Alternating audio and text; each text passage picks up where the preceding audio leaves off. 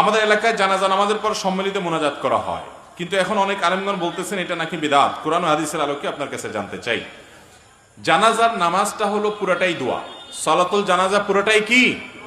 সালাতুল জানাজার প্রথম তাকবীরের পর আপনি আল্লাহর প্রশংসা সানা পেশ করেন, ফাতিহা পেশ করেন, দ্বিতীয় তাকবীরে আপনি দুরূদ পাঠ করেন, আর তৃতীয় তাকবীরে মুর্দার জন্য আপনি দোয়া করেন, তাই না?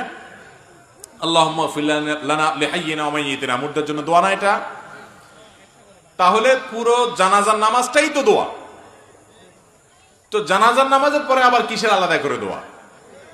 নবী করিম সাল্লাল্লাহু আলাইহি সাল্লাম জানাজার নামাজের পরে আলাদা করে মুক্তাদিদেরকে নিয়ে, মুসল্লিদেরকে নিয়ে দোয়া করতেন বলে কোনো হাদিস দ্বারা প্রমাণিত হয় না। অতএব জানাজা নামাজ সালাম ফিরে ফেলছেন, শেষ, আলাদা কোনো দোয়া নাই।